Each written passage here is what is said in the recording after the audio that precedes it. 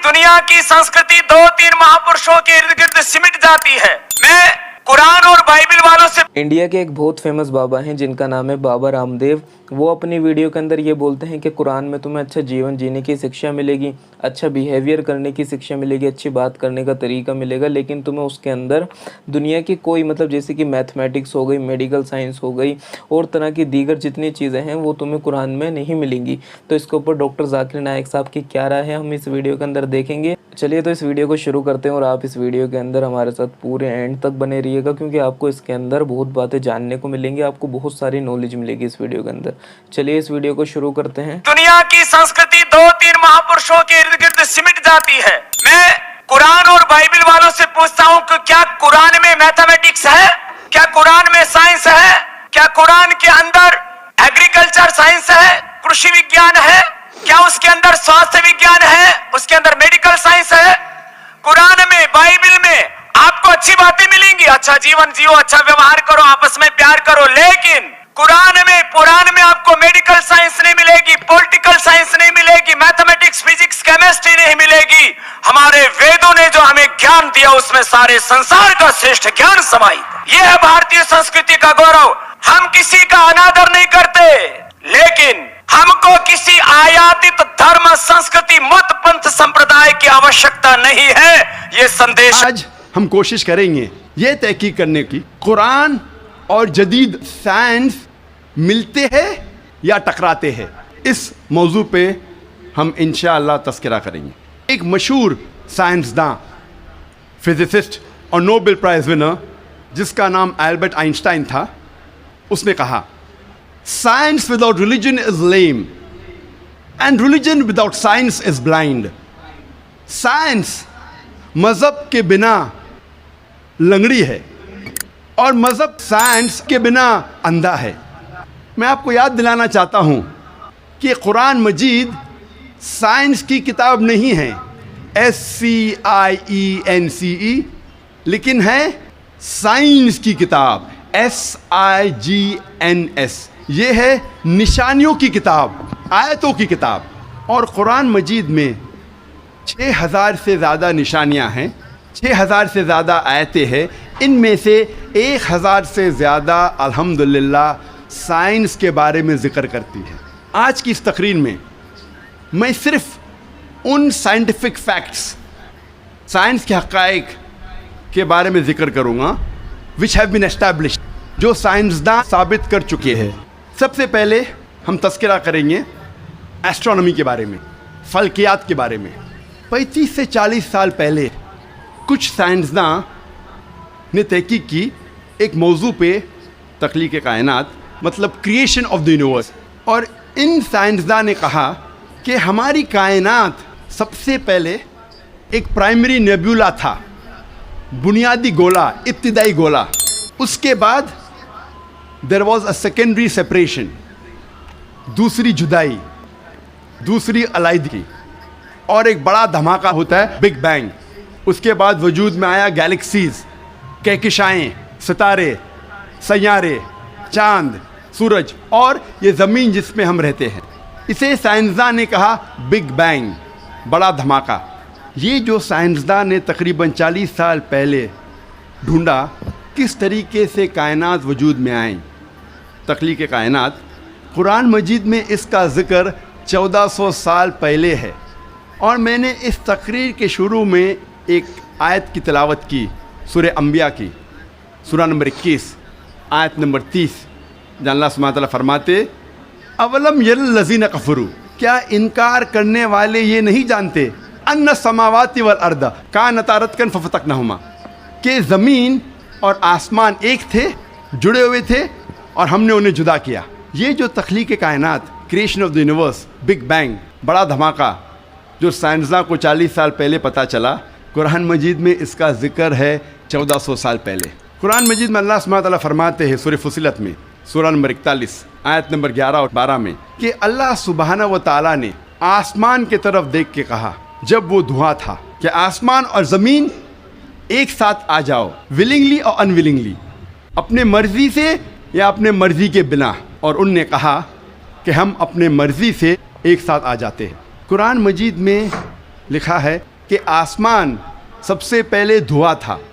عربی لفظ ہے دخان. اور آج کے سائنسداں یہ کہتے ہیں کہ کائنات بننے کے پہلے یہ آسمان دھواں تھا.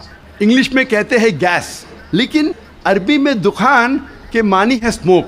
کچھ مفسرین نے ترجمہ کیا مسٹ, دھند, جو میرے حساب سے صحیح ترجمہ نہیں, کیونکہ دھند ہوتا ہے ٹھنڈا اور دھواں ہوتا ہے گرم. دھماکے کے بعد ہم اکثر دیکھتے ہیں گرم دھواں, دھند نہیں دیکھتے. تو قرآن مجید میں لکھا ہے کہ آسمان تھا دھواں. اور آج سائنس یہ کہتی ہے کہ اسموک گیس سے اور بہترین لفظ ہے. جو قرآن مجید میں دخان لکھا ہے وہ گیس سے اور بہترین ہے, اور scientifically smoke is a better word than gas. آپ سوچ سکتے قرآن مجید میں اس کا ذکر ہے 1400 سال پہلے. انسان پہلے سمجھتے تھے کہ زمین سپاٹ ہے, چپٹی ہے. سب سے پہلی بار اگر کوئی انسان نے یہ ثابت کیا کہ دنیا بیضوی ہے, وہ ایسا Francis Drake sun 1577 1577 when he sailed around the earth, جب سمندر پہ سفر کیے دنیا کے گول, سر فرانسس ڈریک نے ثابت کیا کہ دنیا بیضوی ہے. قرآن مجید میں اس کا ذکر ہے 1400 سال پہلے. قرآن میں اللہ تعالیٰ فرماتے ہیں سورہ لقمان میں سورہ نمبر 31 آیت نمبر 29 میں, الم تری ان اللہ یلیج اللیل فی النہار ویلیج النہار فی اللیل. اللہ سبحانہ و تعالیٰ نے رات کو دھیرے دھیرے آہستہ آہستہ دن میں تبدیل کیا, اور دن کو دھیرے دھیرے آہستہ آہستہ رات میں تبدیل کیا. یہ دن کا رات اور رات کا دن آہستہ آہستہ دھیرے دھیرے تبدیل ہونا یہ ثبوت دیتا ہے کہ دنیا بیضوی ہے. اگر دنیا چپٹی اور سپاٹ ہوتی تو دن فوراً رات میں تبدیل ہوتا اور رات فوراً دن میں تبدیل ہوتی. تو دوستو یہ دیکھیں ڈاکٹر صاحب کے دلائل, جبکہ رام دیو کہہ رہا تھا کہ قرآن کریم کے اندر جو ہے وہ سائنس کے متعلق, جدید علوم کے متعلق کوئی تذکرہ نہیں ہے, جبکہ ڈاکٹر صاحب ہر چیز کو قرآن سے ثابت کر رہے ہیں. اللہ تعالیٰ فرماتے سورہ الزمر میں سورہ نمبر 39 آیت نمبر 5 میں کہ اللہ سبحانہ و تعالیٰ رات کو دن پہ لپیٹتا ہے اور دن کو رات پہ لپیٹتا ہے. قرآن میں عربی لفظ ہے قوارہ, جس کے معنی لپیٹنا. جس طریقے سے ایک انسان پھیٹا سر پہ لپیٹتا ہے, a person coils the turban on the head, اسی طریقے سے اللہ تعالیٰ فرماتے ہیں کہ رات دن پہ لپیٹی جاتی ہے اور دن رات پہ لپیٹا جاتا ہے. یہ دن کا رات اور رات کا دن پہ لپیٹنا اسی وقت پاسبل ہے جب دنیا بیضوی ہے. اگر دنیا چپٹی اور سپاٹ ہوتی تو یہ ممکن نہ ہوتا. قرآن مجید میں اللہ تعالیٰ فرماتے ہیں سورہ نازیات میں سورہ نمبر 79 چیپٹر 79 آیت نمبر 30 میں وَالْأَرْضَ بَعْدَ ذَلِكَ دَحَاهَا, اور اس کے بعد اللہ سبحانہ و تعالیٰ نے زمین کو پھیلایا بچھونا جیسے. دہا کے ایک معنی ہے پھیلانا, اور دہا کی دوسری معنی آتا ہے عربی لفظ دھویا سے, جس کے معنی ہے بیضا, جس کے معنی ہے انڈا. اور ہم جانتے ہیں کہ دنیا گول ہے, بیضوی ہے, اور ہم یہ بھی جانتے ہیں آج کہ دنیا پوری طریقے سے گول نہیں ہے, وہ اوپر اور نیچے سے from the poles it is flattened, اوپر اور نیچے سے چپٹی ہے, جسے ہم کہتے ہیں انگریزی میں جیو اسفیئریکل ان شیپ, عرضی بیضوی. اور یہ لفظ جو دہا ہے وہ عام انڈے کے لیے نہیں ہے, عام بیضے کے لیے نہیں, خصوصاً شتر مرغ کے انڈے کے لیے, شتر مرغ کے بیضے کے لیے. اور جب ہم دیکھتے ہیں شتر مرغ کا بیضا انڈا از جیو اسفیئریکل ان شیپ, عرضی بیضوی کے شکل میں ہے. آپ سوچ سکتے ہیں 1400 سال پہلے اس کتاب میں لکھا ہے کہ یہ زمین, یہ دھرتی اس جیو اسفیئریکل ان شیپ, عرضی بیضوی شکل میں ہے. پہلے انسان یہ سوچتے تھے یہ چاندنی جو ہے, چاند کی روشنی, یہ اس کی خود کی روشنی ہے. چند صدی پہلے ہمیں پتہ چلا کہ چاند کی روشنی, چاندنی اس کی خود کی روشنی نہیں ہے, یہ سورج کی لی ہوئی روشنی ہے, سورج کی منعکس شدہ ریفلیکٹڈ لائٹ ہے. قرآن مجید میں اللہ سبحانہ تعالیٰ فرماتے ہیں سورہ فرقان میں سورہ نمبر 25 آیت نمبر 61 میں اللہ سبحانہ و تعالیٰ نے آسمان میں برج رکھے, تاروں کے جھنڈ, اور اس میں رکھا سورج جس کے پاس خود کی روشنی ہے, سلگتا ہوا چراغ, اور رکھا چاند جس کی لی ہوئی روشنی ہے.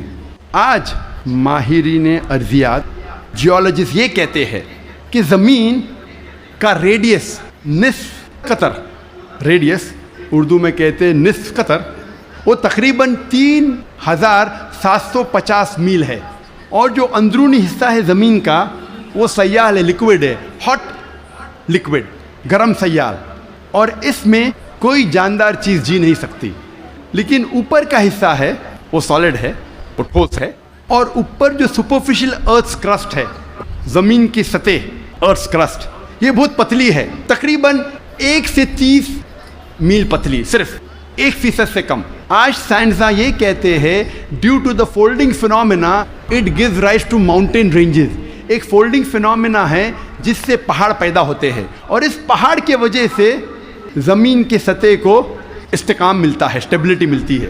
قرآن مجید میں اللہ تعالیٰ فرماتے ہیں سورہ نبا میں، سورہ نمبر 78 آیت نمبر 6 اور 7 میں، ہم نے زمین بچھائی ہے، والجبال اوتادا، اور پہاڑ کو اوتاد جیسا بنایا ہے. اوتاد عربی میں کہتے ہیں کھوٹے کو، اور ہم جانتے ہیں جب ٹینٹ پیک کو زمین میں ہم ڈالتے ہیں، جب کھوٹے کو زمین میں ڈالتے ہیں تو اکثر حصہ زمین کے نیچے گڑ جاتا ہے، اوپری حصہ بہت کم رہتا ہے، 10% سے کم.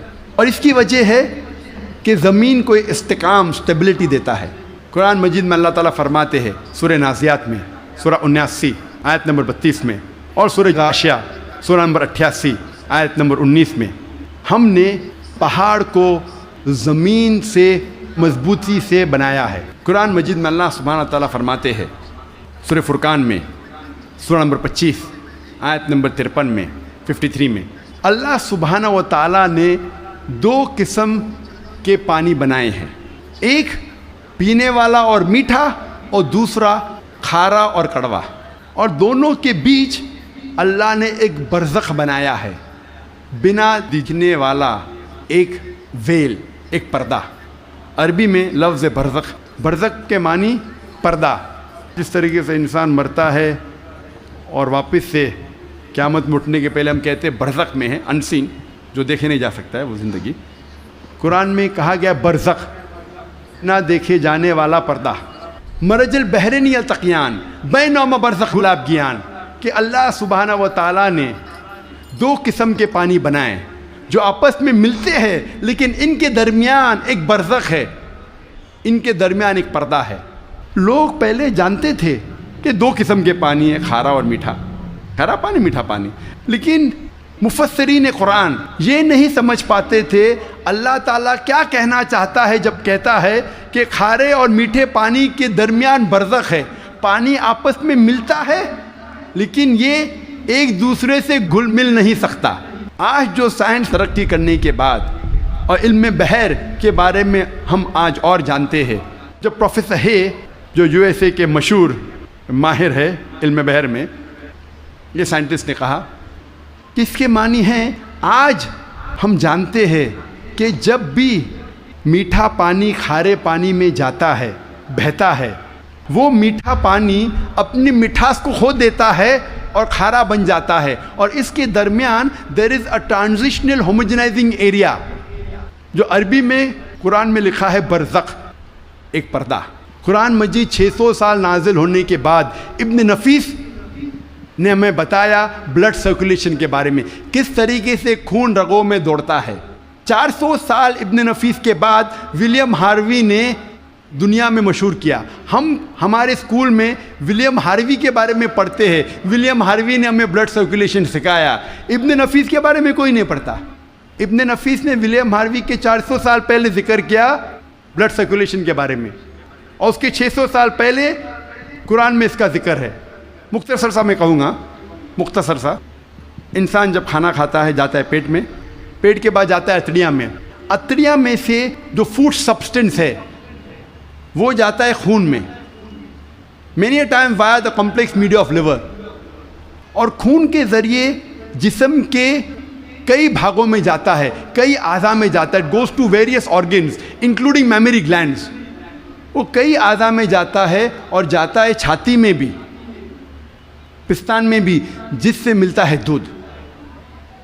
مختصر قرآن مجید میں بلڈ سرکولیشن اور پروڈکشن آف ملک کے بارے میں کہا گیا ہے. سورہ نحل میں سورہ نمبر 16 آیت نمبر 66 میں، آیت نمبر 66 اللہ تعالیٰ فرماتے ہیں کہ میشور میں، کیٹل میں، بھیڑ، بکری، گائے، بیل، ان میں آپ کے لیے نشانی ہیں اور ان کے بدن میں سے آپ کو ملتا ہے پینے کے لیے دودھ جو آتا ہے انٹسٹائن کے کانسٹیٹوئنٹس اور خون کے درمیان سے، جو آپ کے لیے اچھی چیز ہے۔ اس کا ذکر ہے سورہ مومنون میں سورہ نمبر 23 آیت نمبر 21 میں کہ کیٹل میں آپ کے لیے ایک نشانی ہے، ان کے بدن سے آپ کو ملتا ہے دودھ اور ان میں بہت سے فائدے ہیں، اس کا گوشت آپ کھا سکتے ہیں۔ قرآن مجید میں production of milk and blood circulation کے بارے میں ذکر ہے ان اے نٹ شیل 1400 سال پہلے۔ سائنس ترقی کرنے کے بعد ہمیں پتہ لگتا ہے کہ چمڑیوں میں پین ریسیپٹرز ہے، درد کا احساس کرنے کے آلہ ہے، ریسیپٹرز ہے، جو بہت ضروری ہے درد کا احساس کرنے کے لیے، جس کے بنا انسان درد کا احساس نہیں کر سکتا۔ اسی لیے جب کوئی انسان جل جاتا ہے، جب کوئی انسان زخمی ہو جاتا ہے جلنے کی وجہ سے اور ڈاکٹر کے پاس جاتا ہے، ڈاکٹر ایک سوئی لیتا ہے اور اس جلے ہوئے حصے کو چبوتا ہے۔ اگر مریض کو درد ہوتا ہے ڈاکٹر خوش ہے، pain receptors intact, pain receptors محفوظ ہے۔ اگر مریض کو درد نہیں ہوتا ہے ڈاکٹر کو افسوس ہوتا ہے، پین ریسیپٹرز ختم ہو چکے ہیں، مر چکے ہیں۔ آج ہمیں پتہ چلا کہ پین ریسیپٹرز بھی ضروری ہے درد کا احساس کرنے کے لیے۔ دوستو دیکھیں، آپ خود اندازہ لگائیں، قرآن کریم میں ہر چیز موجودہ دور کی اور خاص کر جو ہے سائنس کی ہر چیز اللہ تعالیٰ نے 1400 سال پہلے بیان کر دی ہے۔ تو میرے خیال سے آپ لوگ اس ویڈیو کو اتنا زیادہ شیئر کریں کہ رام دیو تک یہ ویڈیو پہنچے اور وہ اس بات کو سمجھ لے کہ ہاں قرآن کریم کے اندر اللہ تعالیٰ نے سائنس بھی بیان کی ہے۔ قرآن مجید میں کہا گیا ہے سورہ نساء میں سورہ نمبر 4 آیت نمبر 56 میں، آیت نمبر 56 میں، جو لوگ ہماری نشانیوں کا انکار کرتے ہیں ان لوگوں کو ہم آخرت میں آگ میں ڈالیں گے اور جتنی بار ان کی چمڑیاں جلیں گی اتنی بار ہم ان کو نئی چمڑی دیں گے تاکہ وہ درد کا احساس کر سکے۔ اللہ تعالیٰ کیا کہنا چاہتا ہے کہ جو لوگ ہماری نشانیوں کو جھٹلاتے ہیں، انکار کرتے ہیں، ہم ان کو آخرت میں آگ میں ڈالیں گے اور جتنی بار ان کی چمڑیاں جلیں گی اتنی بار ہم ان کو نئی چمڑی دیں گے تاکہ وہ درد کا احساس کر سکے۔ اللہ تعالیٰ یہ کہنا چاہتا ہے کہ چمڑیوں میں پین ریسیپٹرز ہے، اگر پین ریسیپٹرز مر گئے تو درد کیسا ہوگا؟ تو درد کا احساس دلانے کے لیے نئی چمڑی دیں گے، جلیں گی نئی چمڑی دیں گے۔ اللہ تعالیٰ فرماتے سورہ قیامہ میں سورہ نمبر 75 سورہ نمبر 75 آیت نمبر 3 اور 4 میں، انکار کرنے والے جب کہیں گے اللہ سبحانہ و تعالیٰ آخرت کے دن میں ہماری ہڈیوں کو کیسے جوڑے گا؟ ہم جانتے ہیں مرنے کے بعد دفن ہو جاتے، ہڈیاں مٹی میں مل جاتی ہے، ڈسنٹیگریٹ ہوتی ہے، تو اللہ تعالیٰ آخرت میں ہماری ہڈیوں کو کیسا اکٹھا کرے گا، کیسے ہمیں پہچانے گا؟ اللہ تعالیٰ کہتا ہے کہ ان سے کہو کہ اللہ سبحانہ و تعالیٰ صرف ہڈیوں کو اکٹھا نہیں کر سکتا لیکن آپ کی انگلیوں کے پور پور کو پھر سے بنا سکتا ہے۔ اللہ تعالیٰ کیا کہنا چاہتے ہیں کہ ہڈیوں کو صرف اکٹھا نہیں کر سکتا لیکن آپ کی انگلیوں کے پور پور کو پھر سے اکٹھا کر سکتا ہے۔ سن 1880 میں سر فرانسس گولڈ نے ایجاد کیا فنگر پرنٹنگ میتھڈ اور کہا کہ کروڑوں لوگوں کے درمیان 2 لوگ میں یکساں فنگر پرنٹس نہیں ہیں، اور آج ہم فنگر پرنٹنگ میتھڈ استعمال کرتے ہیں مجرم کو پکڑنے کے لیے۔ انٹرپول کرتی ہے، پولیس کرتی ہے، CID، FBI، CIA، جاننے کے لیے مجرم کون ہے۔ جو 1880 میں ہم نے جانا 130 سال پہلے، 1400 سال پہلے قرآن میں لکھا ہے، ہڈیوں کو تو چھوڑو، ہم آپ کے انگلیوں کے پور پور کو اکٹھا کر سکتے ہیں۔